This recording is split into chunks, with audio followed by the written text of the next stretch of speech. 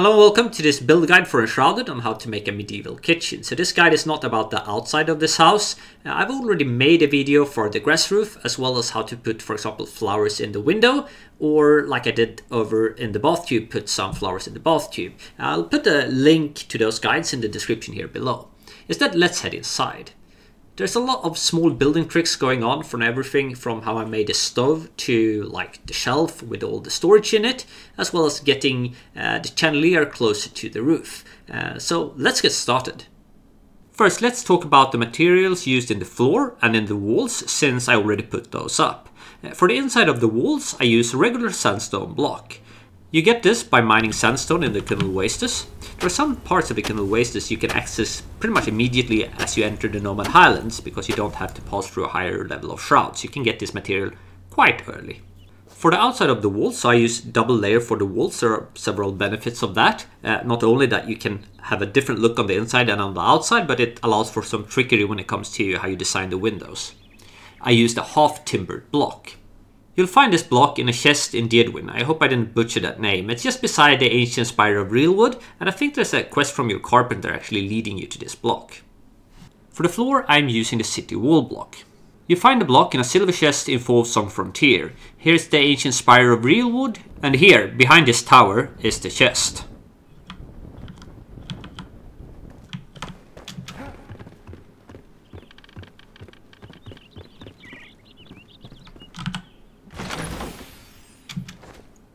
So let's get started on the fireplace, and I will do this by actually replacing some of the walls here for flintstone. This would, from a practical point of view, make more sense if the walls around it were made of wood. I mean, to not risk fire, but I think it's nice with a mix of materials. Let's see, I want them to stick out like 4 cubes from the corner here. 1, 2, 3, 4. Same here. 1, 2, 3, 4. And switch to this one here. Let's see, rotate, and it should be placed like this. Is that correct? Yep. And same on the other side. And then of course we need to fill that gap as well in the wall. So like this, and then remove our little cubes here as well. I feel like flintstone don't really need an introduction, since it's one of the first blocks you get by just mining flintstone in the starting zone, but fire brick blocks might. You get these by putting clay and wood in the kiln, so pretty much just following your carpenter quest far enough and then get clay from real wood. Since I want this to be a practical kitchen, one that you can use for your farmer, I need to be able to fit all the different types of fireplaces we need, or the stations for the farmer, right? Let's start by a little storage area here. So this space here is 4 in between, and then 3 up here. Well, I should be using this one. So the thing I put on the floor there is only temporary. And the reason for that is, let me grab 2 tables here, that you can place furniture like tables everywhere and at any elevation, as long as you kind of got something to put them on that will decide the elevation. So if I wouldn't have the cubes there, this one would stick to the floor. Now I get it a bit higher up, and we can place it like this in between, like this, and then we take the second one and place that one further on like this. Let's see, I want it to look like that, and now we can remove the cubes there. So let's grab our little hammer and do like this, and now we got a nice storage area there. And we could place storage chests there, or for example, we can place our little grinder here that we now can easily access to craft different stuff. Maybe fit some other stuff in there as well, just for cosmetics, right? To make it look nice. Moving on, we need a spot for our fireplace. Let's see, grabbing this one again. And I should be grabbing fire brick blocks and not wooden blocks. This is big enough for that, and we need a place for our ovens as well, or like we actually need like the first fireplace as well, and not just the later oven, like this. And then we can cut some holes here as well. So let's grab the cube. 1, 2, 3, 4. That's enough for that. And we also need for the oven itself, I think that one is 3 high, I'm not sure, but I will grab them from the inventory and check. So this is a good spot for the little fireplace. like, I think this will be nice. We also grab the bigger fireplace. The reason I kind of put the small fireplace there as well, and not just the big one, is that for some food, like the grilled yucca fruit, you can actually not, there's no recipe in the big fireplace, so you actually have to have this old one to get grilled yucca fruit. And let's grab the oven as well. I should be able to fit it in here, like, let's see, so I get it. Well, if it doesn't end up correctly, you can always like just grab it again and replace it like this. Now we've got all the stuff here, and I want to have something hiding here where like the chimney and the smoke would go up as well. There's another trickery you can do, like I will remove these ones and grab a standing torch and place one over here as close to that one as I can, like this. Oh, didn't I remove? I removed something else there. Let's grab the hammer again, like this. And then place another standing torch over here.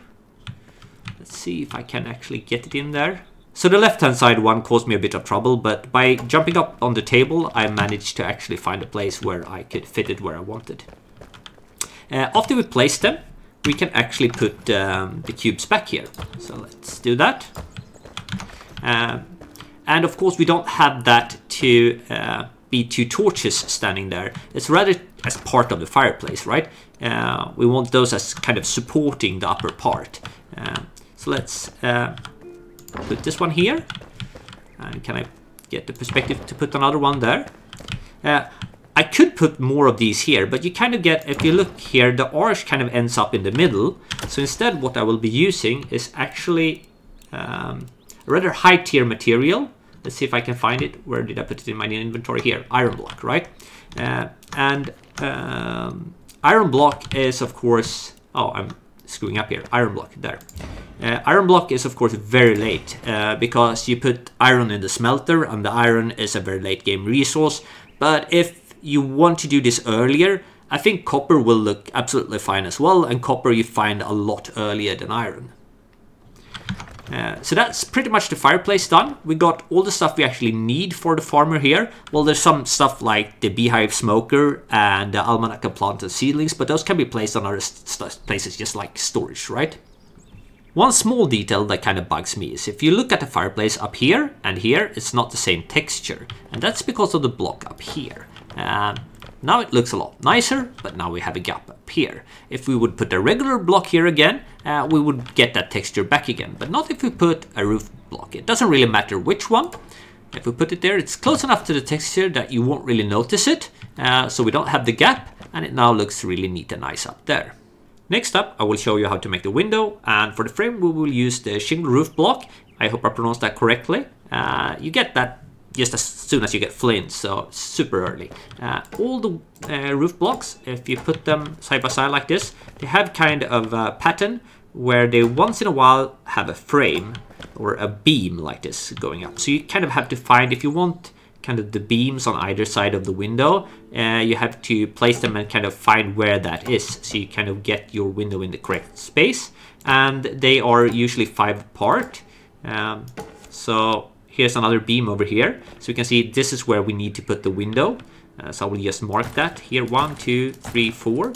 You have to make them double wide to actually get the beam on either side. And we also want the like space for the beam. So now I can remove this because now I know where the window is.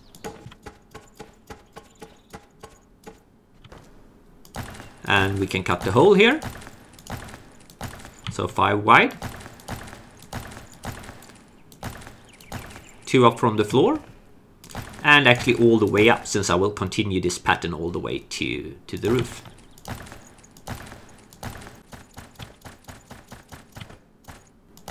Then I cut a hole in the outer wall as well for the window, but just the size of the actual window. So a normal double window would be 2 by 3, but I have made up one a bit higher, so we'll do like this as well. And we got a lot of light right towards us right now. So let's start placing the frame. We got like this. Let's see. You can now see the beam goes down here on the side of the window. So really nicely. This, of course, forces you to kind of make windows in certain places, right? Over here is actually not cubes sitting on the lower side of the window frame. It's a wooden shelf. So if I remove here these cubes, I have to remove them first, and I have to place them back. It's the same trickery as with the storage here. And now we can fit like our little wooden shelf here. Like this should be nice. And then we fit the cubes back again. So let's grab the wall material. So this one. And let's move down to regular sandstone block. And see if we can fit one here. Oh, it's snapping, that's why. Alright. And now we got, oh, this one should have been a little bit higher. I actually have to fix that. That would bug me so much otherwise. So back with the correct shelf, I was using the carved wooden shelf over here. So it would have worked with other shelf, but it would have been different styles on the windows. So here we go, and now place back the cubes.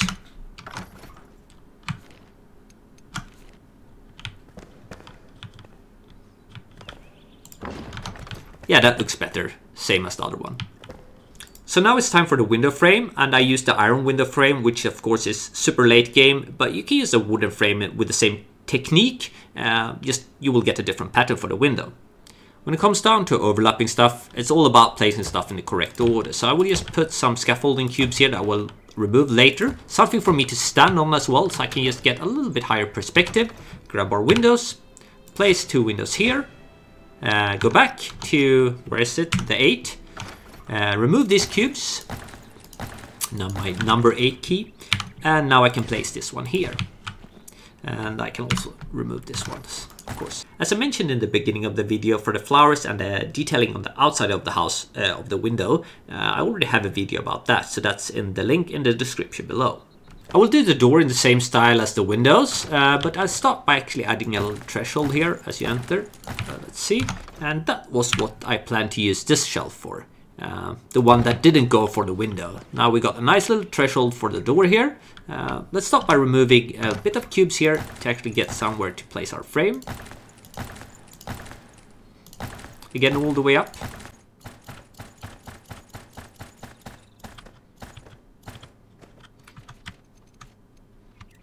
And we start by placing our frame here.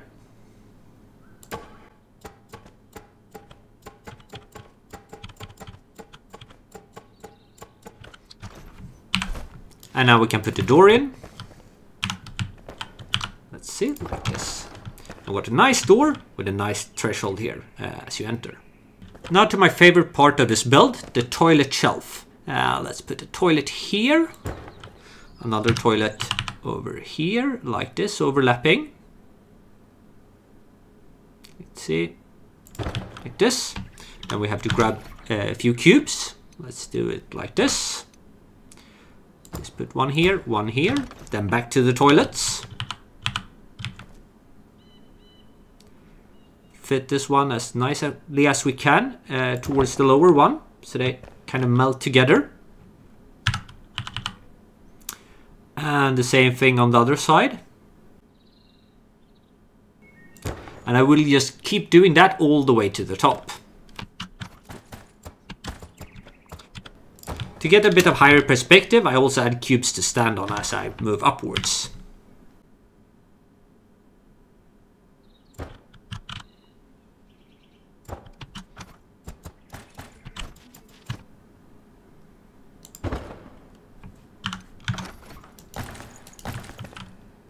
Now we can grab our chests and place them inside of the shelf. I mean, for practical reasons, you probably want magic chests and not the ones I'm using here, but I think these ones look kind of nicer for this build. Let's see if I can place this one in here. I should be able to. Like this. Look, a really nice storage area made out of toilets. I also want to use the black cauldron as a flower pot. If you cannot craft that yet, you can use pretty much any other furniture kind of object with the same technique I will be showing right now. So I actually want this one kind of a tiny bit down into the floor. And the reason for that is that I want to place dirt inside of it to be able to plant in it, but that dirt needs to stick up a little bit on top. And if I wouldn't make it like a bit down in the floor, that dirt would either not stick up on top or stick up a lot. You won't have this problem with every type of stuff you use as a kind of a flower pot, but with the black cauldron you kind of do. So first I will show you how to kind of get stuff a tiny bit into the floor. First, let's remove some floor where we want to place it. I want to place it atop of this one. Then we need something just scaffolding again. So let's grab this one. And I want it lower down into the... There we go.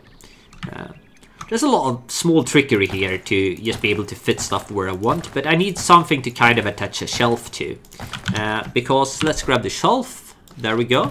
As long as you kind of have something to align it to, you see here, I need something back there to actually be able to put the shelf here. But I can put it at any given height. So if I put it here, like now it's like half a cube down, right?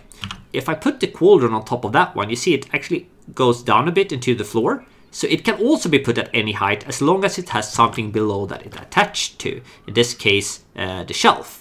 I put the cauldron here, and because I'm cheap, I kind of want to pick up the shelf. There we go. Now I got the shelf, and you can see the cauldron actually clipping into the floor there. Now we can grab a floor piece and just put it back there like this. This cauldron is actually clipping into the floor. Next up, let's grab some farm soil. You can't place the cauldron inside of farm soil, but you can place farm soil inside of the cauldron. So now that we don't really see the cauldron, but what we'll do is remove all of the farm soil around the cauldron until it's just the farm soil that we actually now is inside of the cauldron is left. So let's do that.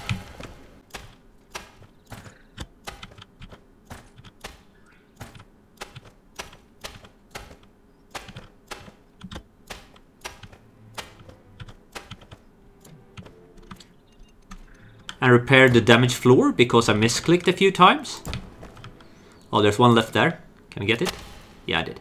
Alright. So you see it sticks up a little bit on top there. Let's grab a grapple plant, mostly because I really like how grapple plants are looking. See if I can place that one in the center, more or less. And now we got a really nice flower pot, and once the grapple plant is fully grown, it will look really, really nice. I also want to beam just like on that side, on this side. It's made out of refined wood, so it's the same as the roof, like there. And I want to put a table over here, so it's time to start decorating a bit. I think this will be a good place for the table. Let's put it like this maybe. Some chairs. If you want the chairs to look a bit more organic, you can actually rotate them a bit like you do with any furniture. I also think like it adds to the feeling a bit to actually mix and match a bit, so not have exactly one type of chairs for the table. So like this, maybe this one, someone have been sitting here, we put it a bit outwards, like this, right? I want a chandelier above the table. Problem is it hangs pretty close to the table, but we can solve that. So like a lot of other stuff in this build, I will solve that by clipping into other tiles. I put another roof on top of the roof just for this purpose. I have double roof, so I can clip stuff into it because we need to attach to something, right? Let's see, where's the middle of the table? It should be like in that corner pretty much. Let's see if I'm correct about that. Like this. Well, it should be more towards the left, right? So let's pick that one up again. So like here maybe? Yeah, that looks a lot better.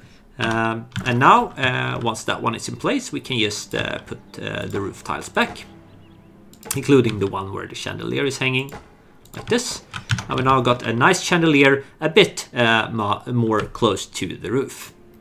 So I have placed down the almanac plant and seedlings, beehive smoker, a carpet on the floor, some extra light sources. It's always good to have more than just one central light source in a room. That goes for real life as well. It just makes the room kind of feel cozier. And also a bookshelf here. I don't really think placing those items calls for a guide, but there's a small little thing that might that you might not know, and that is that you can stack stuff. Like plates, for example, it's really nice if you stack them like this. If you want them in a shelf, for example, you can put them on top of each other like this. There's also another use for it. Like, for example, I want a painting here, but you see how the texture is?